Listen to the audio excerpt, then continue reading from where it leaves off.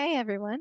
Welcome to our Q&A session for prospective lead-based paint and asbestos vendors on the Clean Classrooms for Carolina Kids program. So for today, we will quickly talk about RTI and introduce our core program team. Then we'll review the state rules, program organization, and background. Next will be an overview of the Clean Classrooms for Carolina Kids program. And I'll also cover some key points from the last Q&A sessions. And then most of our time will be spent actually doing Q&A. If you have any questions throughout the session, feel free to write them in the Q&A box, or you can also ask your question live during the Q&A portion if you prefer.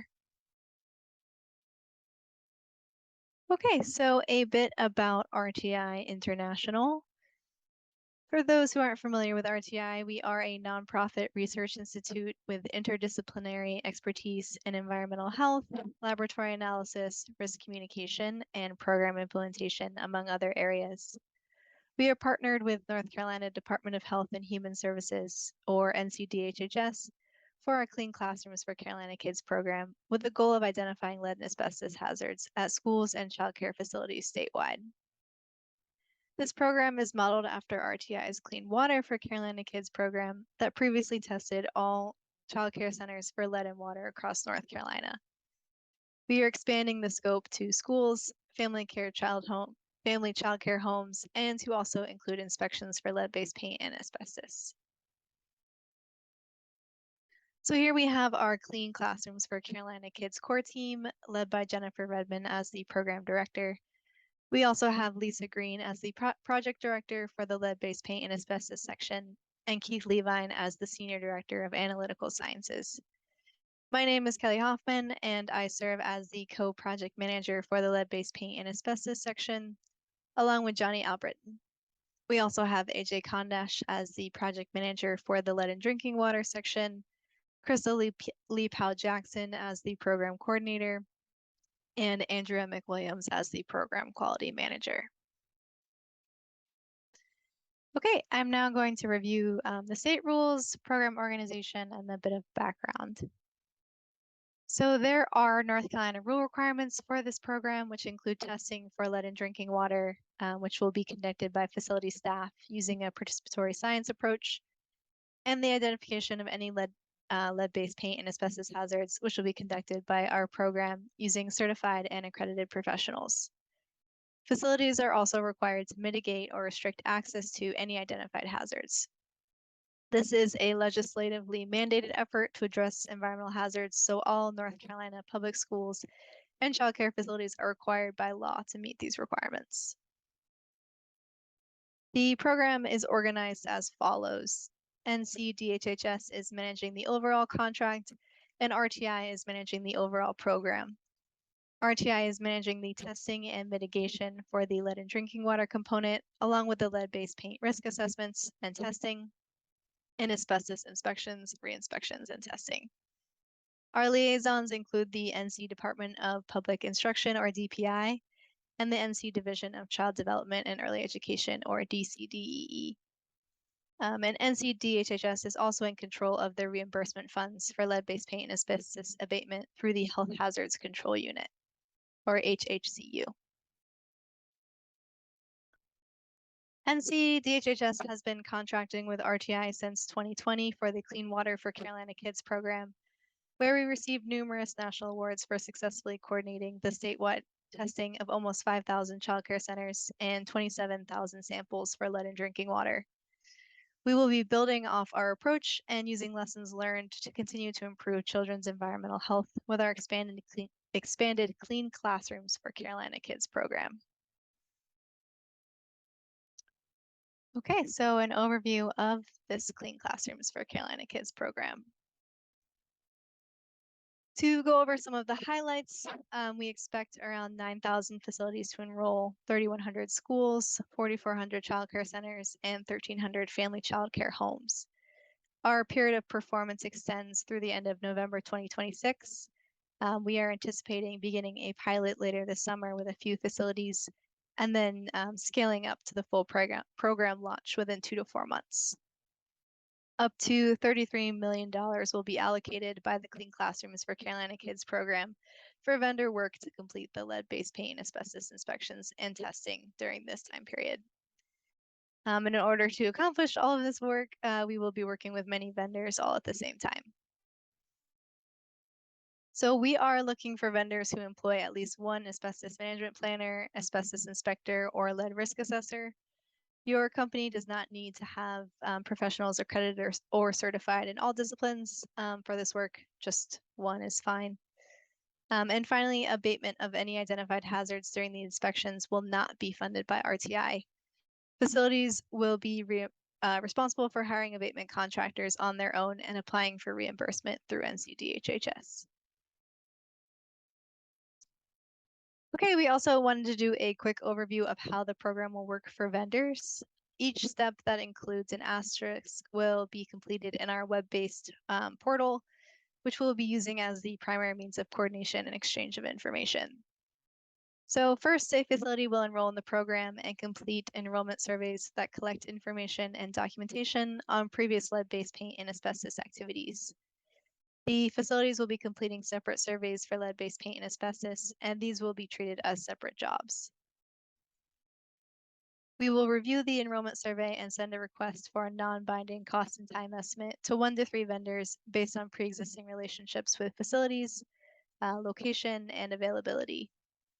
Requested vendors will be given access to the facility's enrollment survey and can submit an estimated total cost for the job and an estimated date for when the work can be completed by. Requested vendors can also deny the request if desired. We will review the provided estimates and select one vendor to complete the facility job. If the job is for a documentation review, the selected vendor will be asked to submit recommended actions on whether the inspection is needed based on criteria to meet the rule requirements. This step may be skipped if the facility does not have documentation associated with a prior inspection. We will review the recommended actions, and if an inspection is needed, we will select a vendor using the same non-binding estimate process. The vendor who performed the documentation review will be the preferred vendor as long as the cost and time estimate are acceptable and they have availability as well. The selected vendor will then perform the inspection at the facility and send any collected samples to an RTI designated laboratory. And just a quick note that I'm using inspection here in the general sense, but this could include an asbestos inspection or reinspection or a lead risk assessment. So once the inspection is completed, the selected vendor will submit results, deliverables, and an invoice for the facility job to RTI. The results will be made available to the facility, and they will be required to mitigate or restrict access to any identified hazards. If they do choose to mitigate, they can request reimbursement of those costs from DHHS. And these steps are also overviewed in much more detail in our statement of work. To provide a little more information on our program portal, it does have 4 main components: a facility portal, an RTI management portal, a vendor portal, and a public portal. The facility portal allows schools and childcare facilities to enroll by completing a survey and uploading requested documentation. RTI will review these surveys in our management portal and ensure documentation is complete and legible.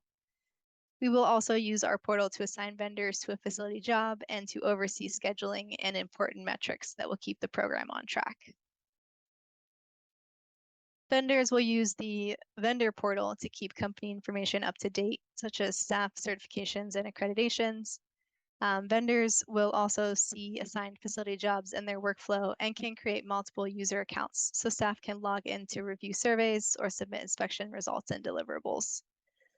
Once results and deliverables are reviewed by RTI, they will be sent to the facility in their facility portal and also posted to the public portal on our public mapper. The documents will be added to a document repository and sent to NCDHHS. We will be providing additional training on the functionalities of the portal for the selected vendors at a later date. Okay, and also we wanted to do some program outcomes or why we are doing this program. So our primary goal is to reduce lead and asbestos hazards in schools and childcare facilities where children learn and play. Exposure to lead and asbestos is a public health concern, and there is no safe level of exposure, as we all know. We also hope to strengthen vendors' pre-existing relationships with facilities, as well as help vendors establish new relationships with facilities, especially for lead risk assessments and child care facility asbestos inspections, where facilities have not previously been required to complete these assessments.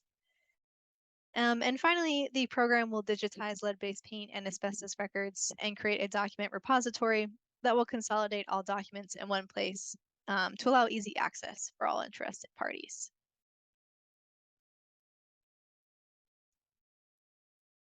Okay, so like I mentioned earlier, we did hold a few Q&A sessions already. So we wanted to overview some of the key points that were brought up in the past sessions. So first, we do anticipate accepting most companies that submit the required documentation listed in the statement of work, regardless of company size. Also, we understand that many of you have pre-existing relationships with facilities and school districts, and it is our intention to try to maintain these relationships and match you with those facilities. We will try to schedule asbestos and lead-based paint inspections together when both are needed, but this will depend on when each enrollment survey is completed and vendor availability, as less lead risk assessors are available statewide. For sample analysis, vendors will be using an RTI designated laboratory. RTI will be responsible for all lab costs, and these labs will be billing RTI directly for the sample analysis. Additionally, RTI will not be providing XRFs, so the vendor must provide their own. We did get a lot of questions about a hair reinspection. So if a school contracts a vendor outside of our program to complete a 3-year hair reinspection, this will not be reimbursed by DHHS. However, all lead-based paint risk assessments and asbestos inspections or reinspections are fully covered through our program, as we have received these funds directly from DHHS to do the work. Vendors are allowed to use subcontractors to complete the work under our program. And finally, we will be providing additional training on the portal and on expectations for inspections and operations when the program launches. Okay, we are now going to open it up for questions. You can feel free to use the Q&A box or raise your hand to ask your questions live. Some of the potential question topics could include our scope of work that was sent out in the request for quote, the period or place of performance, any personnel concerns, the submittal requirements also listed in that statement of work, any questions about invoicing, or anything else that you think of. We're here to support you and answer any questions that you have. Thank you.